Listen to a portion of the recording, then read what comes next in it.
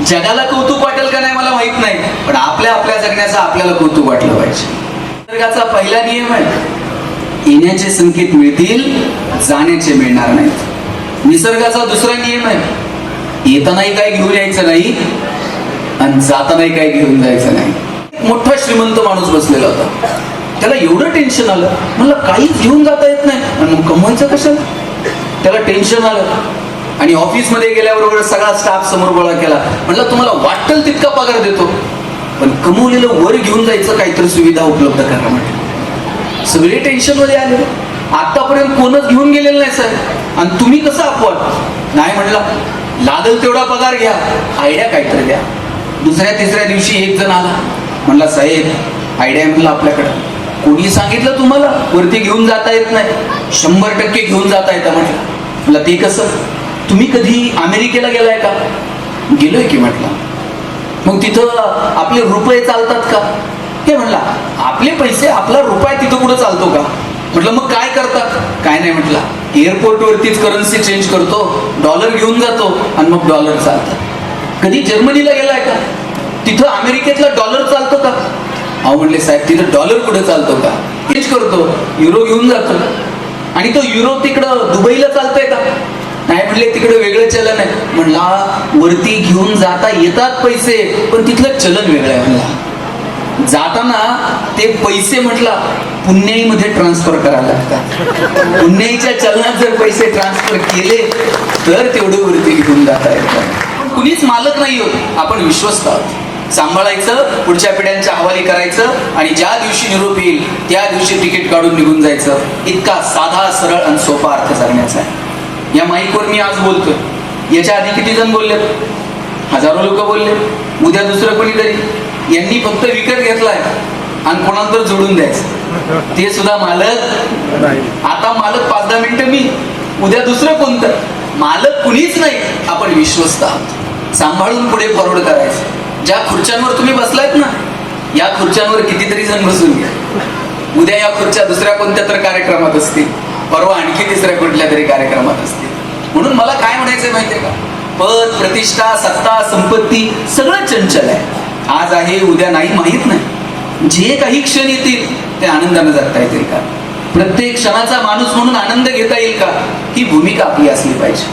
मी एक पुस्तक लिहिलं होतं सुख नावाचं, त्याच्यावरती एक वाक्य लिहिलं होतं, no once more, no recheck for any moment, so keep smiling. आयुष्याच्या चित्रपटाला रिटेक नाही, आयुष्याच्या गाण्याला वन्स मोर नाही. तुम्हाला वाटलं 2025 लय बोर चाललंय, चला जरा पुढे ढकलू, पुढे ढकलता येणार नाही. आणि तुम्हाला वाटलं नाही जरा 2015 बरोबर होतं, घ्या बरं मागं. आता मागे जाता येतंय का? आता पुढे जाता येत नाही आणि मागे येता येत नाही. जे क्षण येतील ते आनंदाने जगायचे. आणि साहेब जग बी कौतुक करल असे दिवस आता उरलेले नाही. तुम्ही म्हटलं 4 जण शिव्या देणारे, 4 जण कौतुक, हे सगळीकडे कोणत्याही क्षेत्रात. देवाला सोडलं नाही लोकांनी, ज्ञानोबराय तुकोबरायांना सोडलं नाही, प्रभू रामचंद्रांना, भगवान श्रीकृष्णाला सोडलं नाही. आपण कोण? जगाला कौतुक वाटेल का नाही मला माहित नाही, पण आपल्या आपल्या जगण्याचं आपल्याला कौतुक वाटलं पाहिजे. तुकाराम महाराज जायला निघाले आणि कोणतरी विचारलं, तुकोबराय काय मिळालं तुम्हाला तुमच्या आयुष्यात? ग्रंथ लिहिले, अभंग लिहिले, तुम्हाला काय मिळालं? तुकाराम महाराज म्हटले, कौतुक वाटे झाली अवेचाची. जगाला काय वाटतंय माहित नाही, पण आमचं आम्ही जे जगलो ना, आमच्या जगण्याचं आम्हाला मात्र कौतुक वाटतंय. आपल्या आपल्या जगण्याचं आपल्याला कौतुक वाटलं पाहिजे. इतकं आपण आपल्या धुंदीत, आपल्या मस्तीत जगायचं. येऊन जात आहेत ना. देव किती सुंदर वागलाय बघा.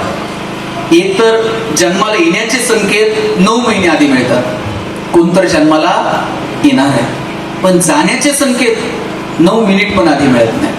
आणि समजा येण्याचे संकेत जसे 9 महिने आधी मिळत होते, तसं जाण्याचे संकेत जर 9 महिने आधी आले असते तर 9 महिने आधी बाबा आपल्याला पत्र आलं, हा तुमचं आटपलंय बरं का, हिशोब करून घ्या, गिफ्ट काय राहिलं असेल तर घेऊन टाकलं 300 रुपये, असं जर आपल्याला पत्र आलं वरतून तर. पत्र आल्याबरोबर निम्मे तर टेन्शनच गेले असत. निसर्गाचा पहिला नियम आहे, येण्याचे संकेत मिळतील, जाण्याचे मिळणार नाहीत. निसर्गाचा दुसरा नियम आहे, येतानाही काय घेऊन यायचं नाही आणि जातानाही काय घेऊन जायचं नाही. समजा जाताना जर काही घेऊन जायची सुविधा असती तर आपण सुईने गेलो असतो का? नाही, आपण आपलं तर नेलंच असतं. अजून कोणाचं काही घेऊन जाता येईल का?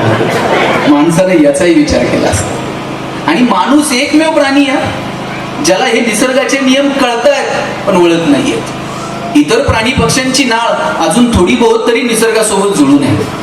कोणता प्राणी काय साठून बिठून ठेवायच्या फंदात पडत नाही. पण मी म्हणतो नियोजन असलं पाहिजे, प्लॅनिंग असलं पाहिजे, सेव्हिंग असलं पाहिजे, काही गोष्टींचा विचार भविष्याचा केला निश्चितच केला पाहिजे. पण किती, त्यालाही मर्यादा आहे. एक ट्रक रस्त्यानं चाललेला, तुम्हाला पटेल असं सांगतो. त्या ट्रक मधनं 4 तांदळाच्या गोण्या खाली पडल्या. सगळे तांदूळ रस्त्यावर सांडले. तिथे 4 मुंग्या आल्या. एक तांदळाचा दाणा उचलला, आपल्या वारुळाकडे निघून गेल्या. परत त्यांनी रस्त्याकडे बघितलं नाही. नंतर तिथे 4 चिमण्या आल्या. 4 दाणे खाल्ले, आपल्या घरट्याकडे निघून गेल्या. परत रस्त्याकडे बघितलं नाही. नंतर तिथे 4 गायी आल्या. उंजळ तांदूळ खाल्ले, आपल्या गोठ्याकडे गेल्या. परत रस्त्याकडे बघितलं नाही. आणि ताई, नंतर तिथं 4 माणसं आली. पुढचं मी सांगू का तुम्ही सांगता? तांदळाचा एक दाणा उरला नाही. आणि माणसं शोधत होती, ट्रक पुढे गेली बघा. मला माणूस एकमेव प्राणी आहे ज्याला निसर्गासोबत जुळून घ्यायचं नाही. प्राणी पक्षी अजून जुळून आहेत त्यांची ना, पण आपण जुळून घ्या. तुम्ही एक तरी कावळा ओव्हरवेट झालेला बघितलाय का? वजन वाढलंय, टेन्शन मध्ये आलाय, गिरट्या घालतोय, उद्यापासून डाएट, 2च दहावे करायचे, भाताला शिवायचं पण नाही. माणसं सांगत घेतली कारण आपण निसर्गासोबत जुळून घ्यायला तयार नाही होत. निसर्गाशी जुळून घ्या. निसर्गाचा नियम सांगतो, काहीही घेऊन जाता येणार नाही. एक महाराज असंच प्रवचनात सांगत होते, काहीही घेऊन जाता येणार नाही. एक मोठा श्रीमंत माणूस बसलेला होता. त्याला एवढं टेन्शन आलं, म्हणलं काहीच घेऊन जाता येत नाही, आणि मग कमवायचं कशाला? त्याला टेन्शन आलं. आणि ऑफिसमध्ये गेल्याबरोबर सगळा स्टाफ समोर गोळा केला. म्हणलं तुम्हाला वाटेल तितका पगार देतो, पण कमवलेलं वर घेऊन जायचं काहीतरी सुविधा उपलब्ध करा म्हटलं. सगळे टेन्शन मध्ये आले. आतापर्यंत कोणच घेऊन गेलेलं नाही साहेब, आणि तुम्ही कसं अपवाद? नाही म्हणला, लागल तेवढा पगार घ्या, आयडिया काहीतरी द्या. 2ऱ्या-3ऱ्या दिवशी एक जण आला. म्हणला साहेब आयडिया म्हटलं आपल्याकडं. कोणी सांगितलं तुम्हाला वरती घेऊन जाता येत नाही? 100% घेऊन जाता येतं म्हटलं. म्हणलं ते कसं? तुम्ही कधी अमेरिकेला गेलाय का? गेलोय की म्हटलं. मग तिथं आपले रुपये चालतात का? हे म्हणला, आपले पैसे, आपला रुपया तिथं कुठं चालतो का? म्हटलं मग काय करतात? काय नाही म्हटला, एअरपोर्ट वरतीच करन्सी चेंज करतो, डॉलर घेऊन जातो आणि मग डॉलर चालतात.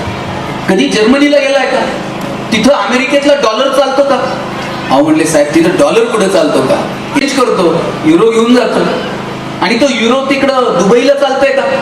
नाही म्हणले, तिकडे वेगळं चलन आहे. म्हणला वरती घेऊन जाता येतात पैसे, पण तिथलं चलन वेगळं आहे. म्हणला जाताना ते पैसे म्हटला पुण्याईमध्ये ट्रान्सफर करायला लागतात. पुण्याईच्या चलनात जर पैसे ट्रान्सफर केले तर तेवढे वरती घेऊन जाता येतात. मग आता आपण हिशोब करायचा.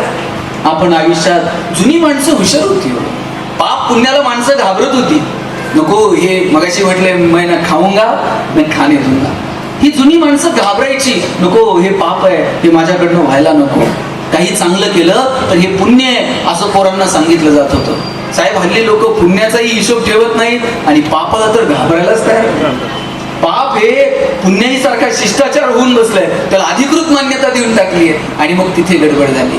पण लक्षात घ्या, या CCTV मध्ये आपण येऊ की नाही मला माहित नाही, पण वरतून मात्र एक CCTV कंटिन्यू सुरू असतो. त्यातून काही निष्ठर नाही. आणि आता ते चित्रगुप्तानं वर गेल्यावर हिशोब ठेवलेला नाही, ते कुणाकुणाचं ऑडिट करत बसत.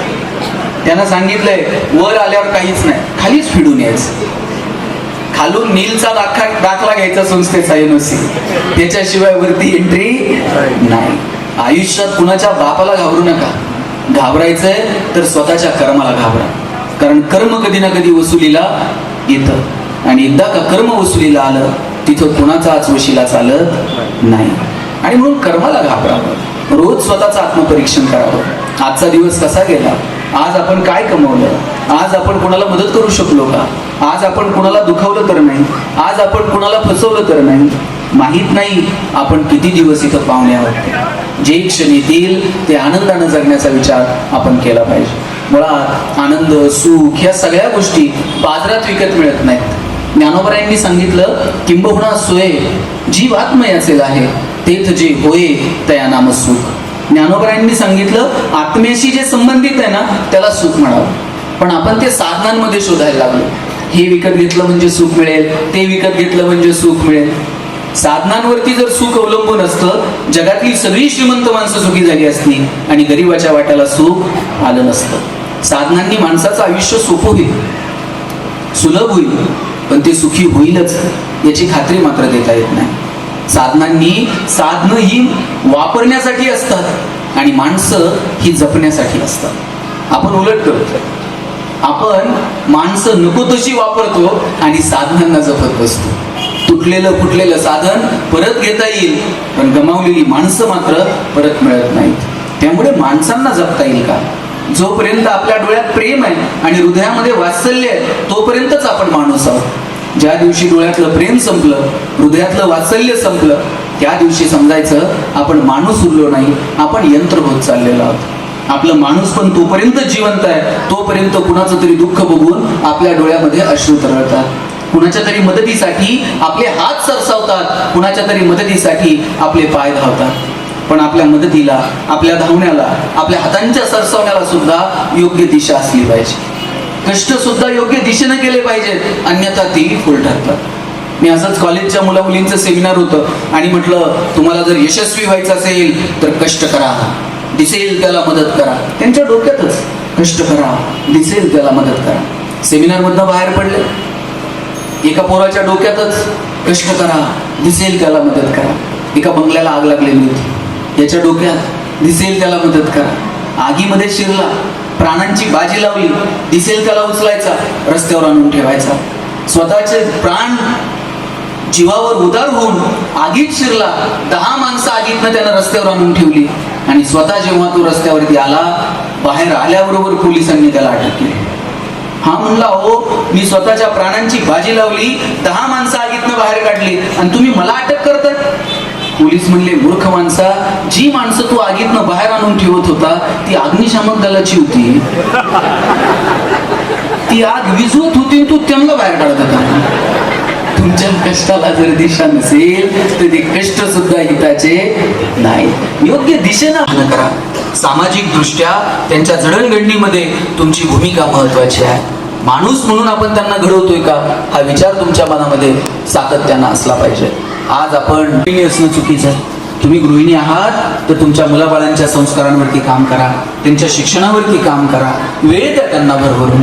आज आपण 2-2, 2.5 वर्षात, मी सांगू का तुम्ही सांगता, मोबाईल देतो आणि पोरगं इतकं पुढचं आहे, मोबाईल हातात आल्याशिवाय तेही रडायचं थांबत नाही. आईच्या स्पर्शाची जागा जर मोबाईलच्या स्पर्शाने घेतली असेल तर हा कुणाचा पराजय?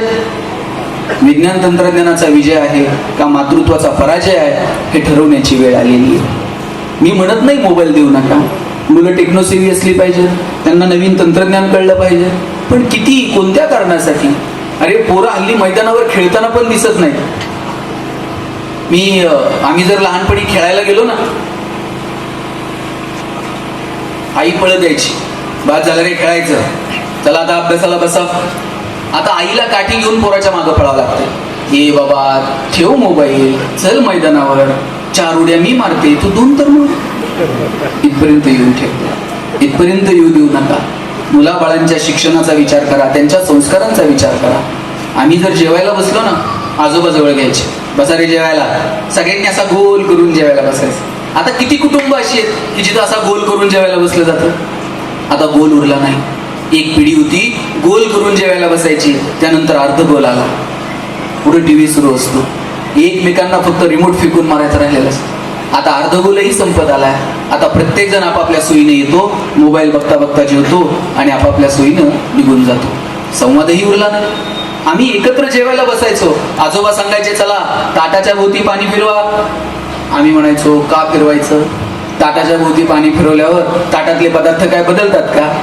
बाजरीच्या भाकरीची काय पुरणपोळी होणार आहे का? आजोबा म्हणायचे पदार्थ बदलत नाही, पण पदार्थाचा प्रसाद होऊन जातो.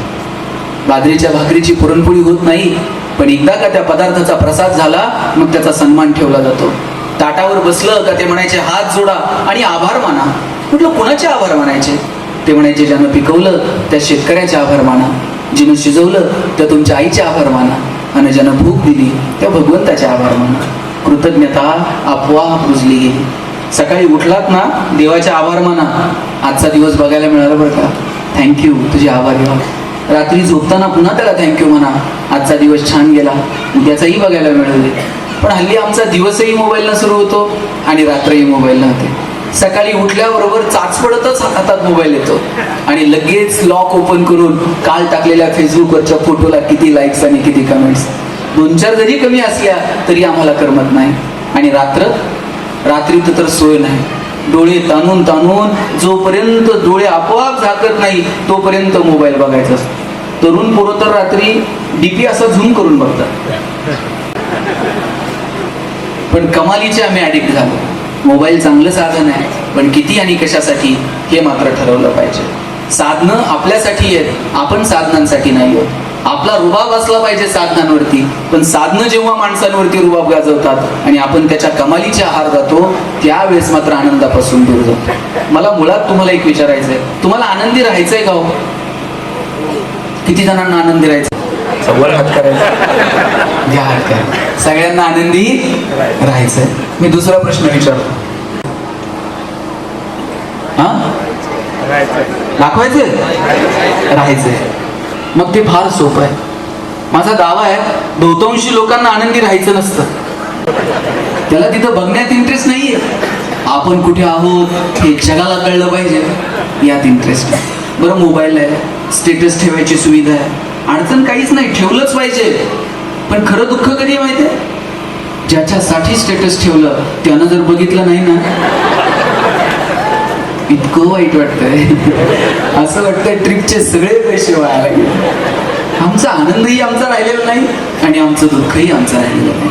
खरं तर आनंदही आपला आहे आणि दुःखही आपलं आहे. पण आपला आनंद हा इतरांच्या प्रतिक्रियेवरती अवलंबून आहे. लोक आमच्याविषयी काय बोलतात, त्यांच्या तुलनेमध्ये आम्ही कुठे आहोत याच्यावरून आमचा आनंद ठरतो. नवऱ्यानं 2000 रुपयाची साडी आणली, आनंदच आहे, पण तो कुठपर्यंत? फक्त शेजारचीनं म्हणाय बाई आमची यांनी काल 5,000ची आणली. आमचा आनंद आमचा राहत नाही. तुमचे 500 रुपये हरवले, किती वाईट वाटतं? गल्लीतल्या सगळ्या बायका संध्याकाळी गोळा, किती दुःख आहे. कोणाला सापडले असले तर सापडू, त्याला पचायचीच नाही, केवढं टेन्शन. पण हे टेन्शन फार वेळ नाही. त्यातल्या एखाद्या मैत्रिणीने फक्त म्हणलं पाहिजे बाई तुझे तर 500 गेले, परवा माझ्या 1000 पडले का, तिला इतकं बरं वाटतंय ना, जाऊ दे बरोबर आपले 500. आता तुम्ही गडबड करून टाकली, 300 रुपये भरणाऱ्यांना वर्षभर करणार नाही. त्यांना ते टिपवाय जाऊ दे, पण मला 300 भरावे लागले. आपला आनंदही आपला नाही आणि आपलं दुःखही आपलं नाही. आमच्याकडे एक जण आहे, 2-5 कोटी रुपये खर्च करून बंगला बांधलाय आणि असे गॅलरीत तिथं बसलेले असतात, खाली जाता येतात, थांबवतात, कौतुकानं बंगल्याचं सांगत असतात. बरं मला सांगा, त्या बिचाऱ्यानं कष्टानं बांधलाय, त्याला त्याचं कौतुक आहे. आपण थोडं कौतुक केलं आणखी तर काय बिघडलं का? ते सांगतात कर्टन कसे वाटले, टाईल्स कशा वाटल्या, पीओपी कसं झालंय, आपण छान म्हणायचं. त्यांनी कौतुक केलं का मी कौतुक करतो. पण काही माणसं असली खोडीची असतात, त्यांना कौतुक बिवतुक अजिबात कळत नाही. ते त्याचं तर काय ऐकणार नाही. जाता जाता त्याच्या डोक्यात काहीतरी भुंगा घालून देणार.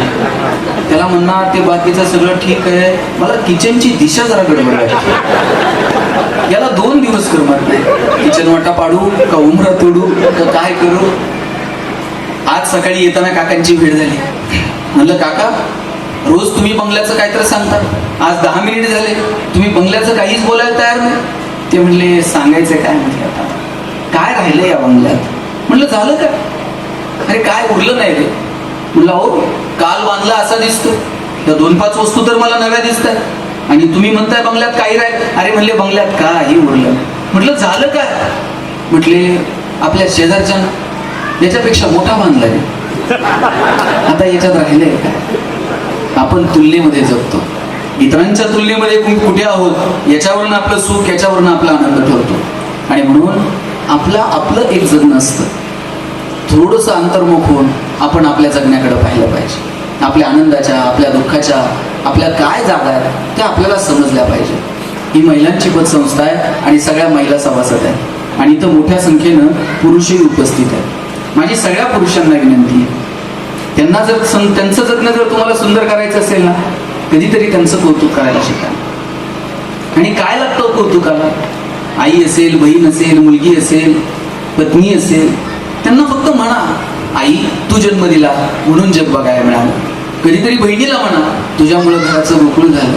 कधीतरी मुलीला म्हणा, तू जन्माला आली आणि माझ्या जगण्याला शिस्त मिळाली. कधीतरी बायकोला म्हणून बघा, बाई तुझ्यामुळे संसार झाला,